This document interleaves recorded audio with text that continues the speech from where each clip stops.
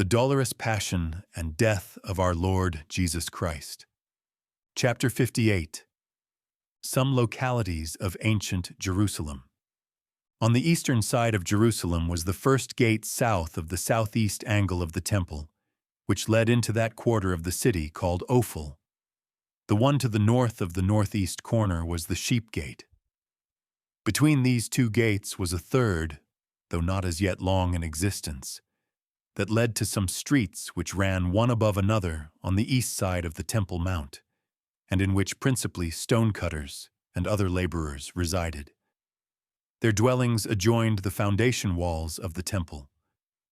Almost all the houses of these two streets belonged to Nicodemus, who had had them built.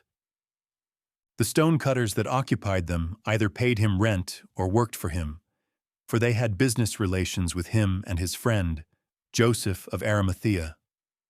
The last named owned large quarries in his native place and carried on an active trade in marble. Nicodemus had not long before built a beautiful new gate for these streets. It is now called the Gate of Moriah. As it was just finished, Jesus was the first to pass through it on Palm Sunday. He went through Nicodemus's new gate, through which no one before him had passed, and he was buried in Joseph of Arimathea's new sepulchre, in which before him no one had rested. Later on, this gate was walled up, and there is a saying that the Christians will once again enter the city through it. Even in the present day, there is a walled-up gate in this region, called by the Turks the Golden Gate. If there were no walls to obstruct the course, a straight road from the Sheep Gate toward the west would strike almost between the northwest end of Mount Sion and through the center of Golgotha. From this gate to Golgotha in a straight line, the distance was perhaps 3/4 of an hour, but from Pilate's house to Golgotha, it was in a straight line about 5/8 of an hour. The fortress Antonia rose from a projecting rock on the northwest of the Temple Mount. When one turned to the left from Pilate's palace and passed westward through the arch, the fortress lay on his left. On one of its walls was an elevated platform that overlooked the Forum, and from it Pilate was accustomed to address the populace, to publish new laws, for instance. When Jesus was carrying his cross inside the city, he often had Mount Calvary on his right. Jesus' journey must have been made partly in a southwesterly direction.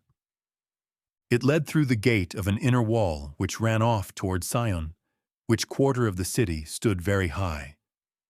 Beyond this wall and to the west, there was another quarter that contained more gardens than houses. Toward the outer wall of the city, there were magnificent sepulchres with beautifully sculptured entrances, and above many of them, pretty little gardens. In this quarter stood the house owned by Lazarus. It has beautiful gardens that extended toward where the outer western wall turned off to the south. There was, I think, near the great Sheep Gate a little private entrance through the city wall into those gardens.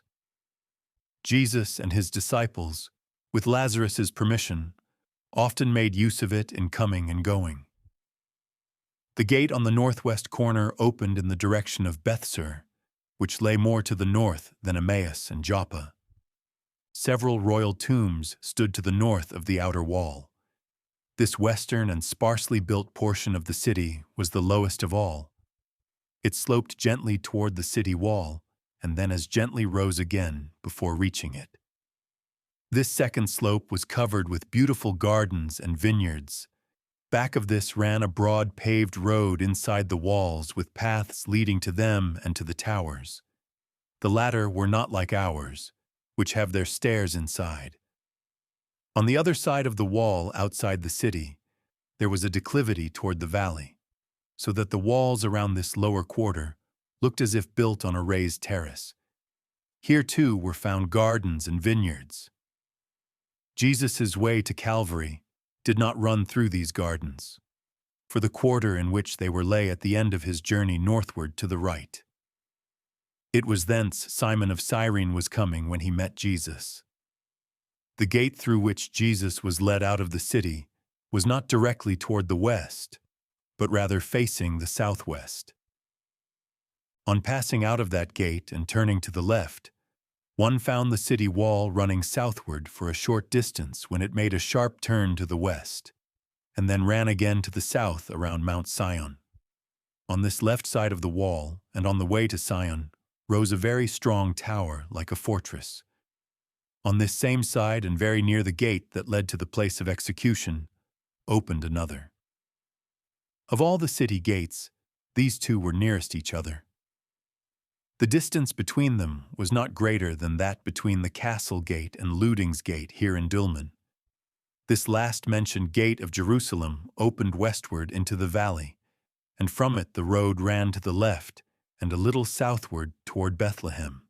Somewhat beyond the gate of execution, the road turned northward and ran straight to Calvary, which faced the city on the east and was very steep, but which on the west sloped gradually.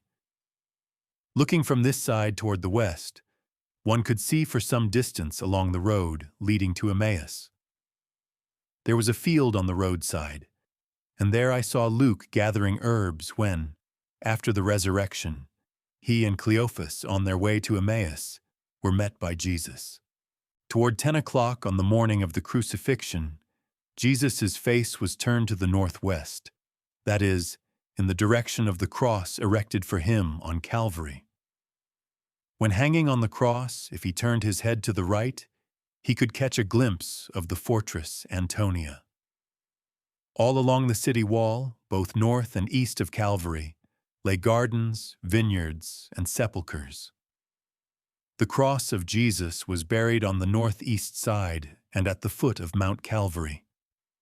Opposite the spot upon which the crosses were afterward discovered, and to the northeast, there were beautiful terraces covered with vines. Looking southward from the point upon which the cross stood on Calvary, one could see the house of Caiaphas away below the fortress of David,